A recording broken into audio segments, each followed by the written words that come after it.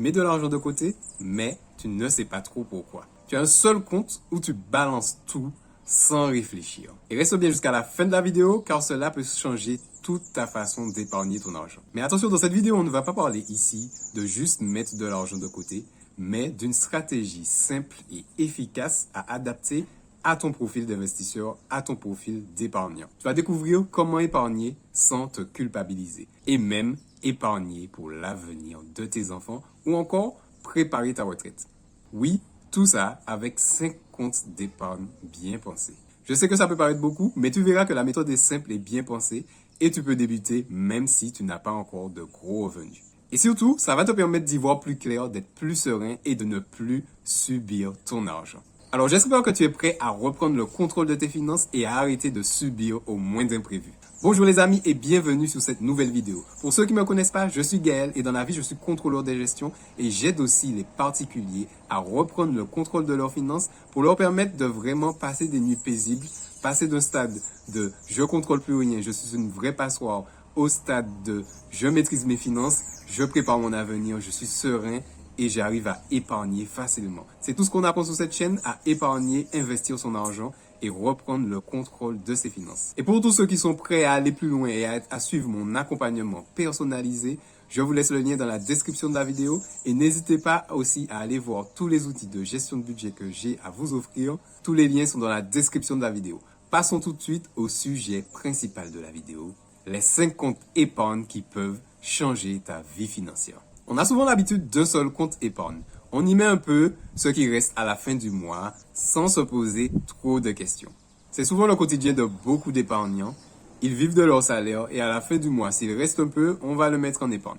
Mais le problème avec ça, c'est que l'argent devient un mélange de tout et rien à la fois. Un jour, tu prends pour les urgences, un jour pour les vacances et au final, tu ne comprends plus rien à ton épargne. Elles font comme neige au soleil.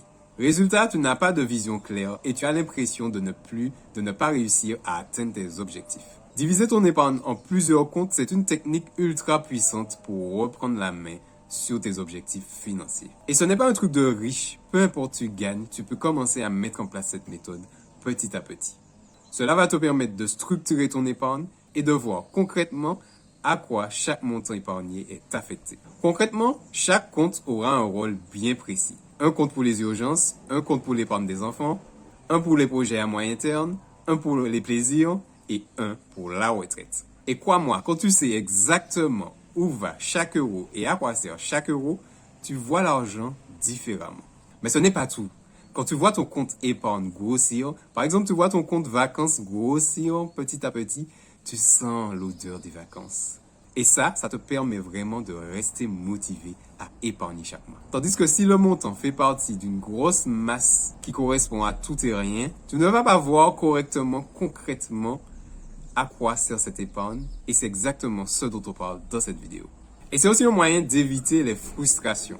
Au lieu de te dire je ne peux rien faire avec mon argent, tu décides de comment affecter ton argent et chaque compte devient un outil précis. Et cela, ça change tout. Dans la suite de la vidéo, je vais te présenter un par un les 5 comptes que je considère comme essentiels. Et tu vas voir que ce n'est vraiment pas sorcier et que cela peut faire toute la différence. On commence par le premier compte épargne pour moi, qui est le fonds de sécurité ou encore le fonds de secours, le fonds d'épargne d'urgence. C'est littéralement le filet de sécurité de ta vie financière. Sans lui, le moindre imprévu, la moindre galère devient vite une difficulté pour ta vie entière.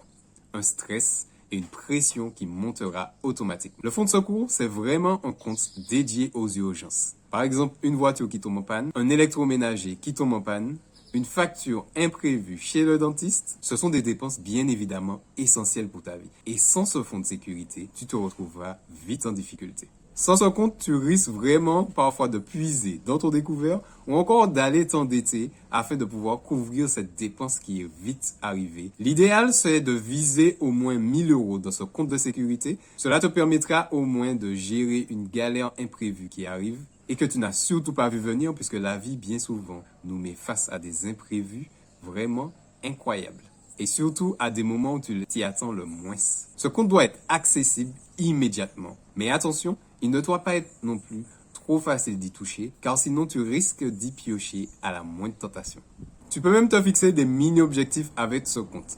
Atteindre 100 € d'épargne de sécurité. Ensuite, deuxième objectif, 200, puis 300, puis 500, jusqu'à arriver aux 1000 €.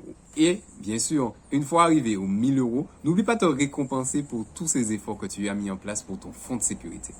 En tout cas, ce compte est le pilier d'une épargne saine et équilibrée. Il te protège, il te rassure, et aussi il t'évite de contracter un crédit ou de puiser dans ton découvert au moindre imprévu.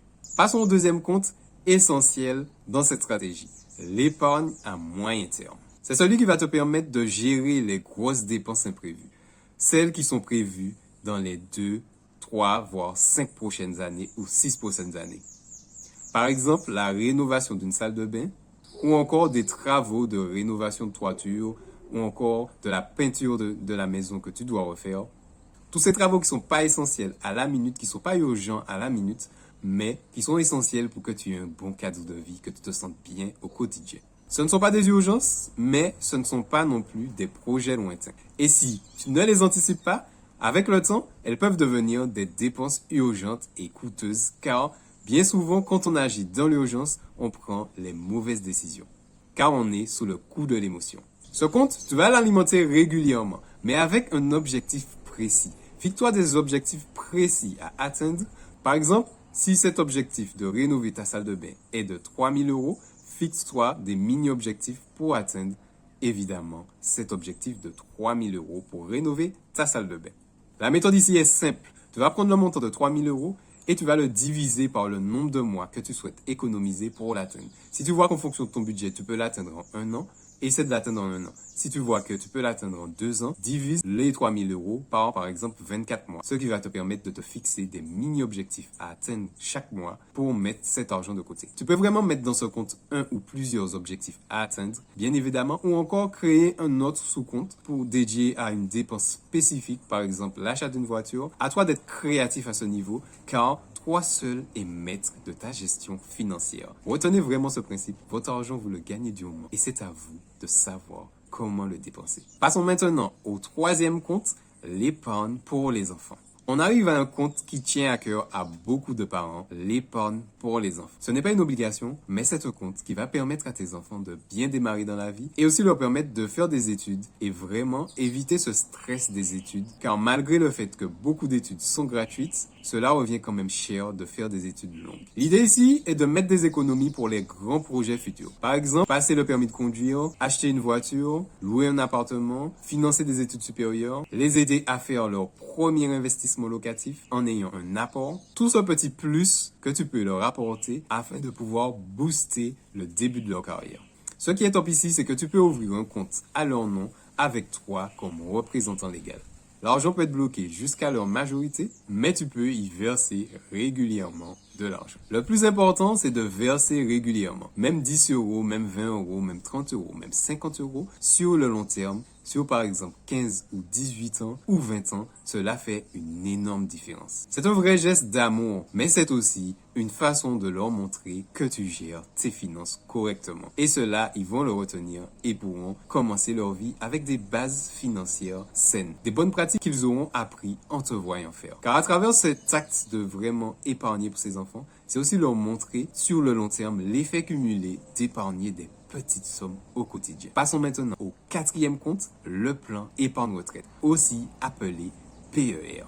C'est un compte qui est souvent négligé quand on est jeune, mais pourtant, c'est l'un des plus puissants à long terme. L'idée est simple, tu mets de l'argent de côté pour plus tard quand tu seras à la retraite. Et plus tu t'y prends tôt, et plus ce compte pourra te faire bénéficier déjà d'avantages fiscaux et aussi vraiment sur le long terme avec l'effet cumulé de tes versements, avoir une petite somme raisonnable, confortable pour bien profiter de ta retraite. Ce qui est intéressant avec le PER, c'est qu'il améliore ta fiscalité et il te permet de bénéficier de réductions d'impôts. Autre point, le PER reste bloqué juste à la retraite, sauf cas exceptionnel. Achat de résidence principale, invalidité, décès du conjoint. Donc tu ne seras pas tenté d'y piocher pour quoi que ce soit, ce qui rend idéal une épargne juste et régulière. Tu peux y verser ce que tu veux et à ton rythme, verser mensuellement ou verser un montant trimestriellement. Ce qui compte vraiment, c'est d'être régulier et vraiment de ne pas lâcher car tu ne bénéficieras pas si tu lâches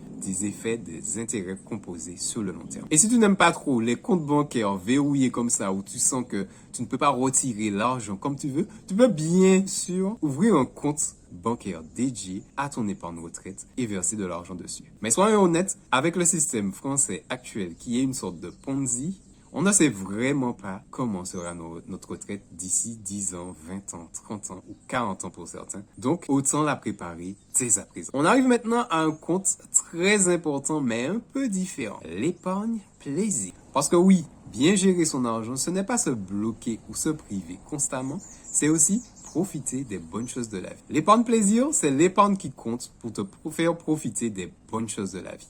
Changer ton téléphone, partir en vacances, aller au restaurant, aller au cinéma, aller dans des parcs d'attractions, faire ces petites choses, ces petits plaisirs qu'au quotidien, tu te prives pour pouvoir épargner et bien sûr, tu souhaites en profiter un max. Parce que chaque mois, tu fais des efforts pour bien gérer tes finances et il est très important de pouvoir se récompenser. Et l'avantage, c'est comme ce compte est prévu pour les dépenses plaisir, tu n'auras pas cette culpabilisation, cette culpabilité au moment de faire ces achats, ces dépenses qui sont bien évidemment prévus dans ton plan. Tu peux y mettre un montant régulier ou encore verser ce qui te reste à la fin du mois afin d'arrondir à chaque fois, de pouvoir verser dessus chaque mois. L'important, c'est la régularité. Donc, si tu as sauté peut-être un mois, c'est pas forcément gênant, mais au moins, essaie quand même en fin de mois, si te reste un petit montant, de l'affecter à ce compte dépenses plaisir. Et ça, c'est la cerise sur le gâteau. Cela va te permettre de prendre soin de ton mental afin de pouvoir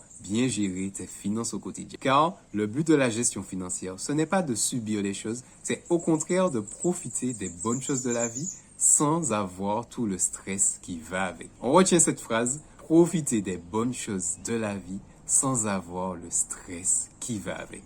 Comme tu as pu le constater, avoir plusieurs comptes d'épargne, ce n'est pas un caprice, mais une vraie stratégie financière. Fonds de secours de sécurité, épargne à moyen terme, épargne pour les enfants, épargne retraite, épargne plaisir, c'est l'ensemble de ces comptes qui constituent une stratégie financière et solide. Et bien sûr, cela est à adapter en fonction de ta vie, en fonction de ce que tu souhaites. Tu peux bien sûr adapter cette stratégie. Elle est à la carte, elle est sur mesure, à toi d'en profiter. Chaque compte a son rôle et ensemble, ils forment un système hyper solide pour assurer ta sécurité financière et te permettre de profiter de toutes les bonnes choses de la vie. Car l'idée de cette chaîne, ce n'est pas de se priver, c'est d'avoir une bonne gestion des finances et de profiter des bonnes choses de la vie. N'hésite pas à me dire dans les commentaires ce que tu en penses et à liker, à t'abonner, à partager cette vidéo à quelqu'un que tu sais qui en a besoin. Et surtout, n'oublie pas, chaque petite décision que tu prends, chaque pas que tu fais, chaque action que tu entreprends, l'effet cumulé de ces petites actions jouera avec toi ou contre toi. C'était Gaël, on se revoit dans une prochaine vidéo. N'oublie pas que je publie une vidéo tous les dimanches. Bonne semaine et bon dimanche.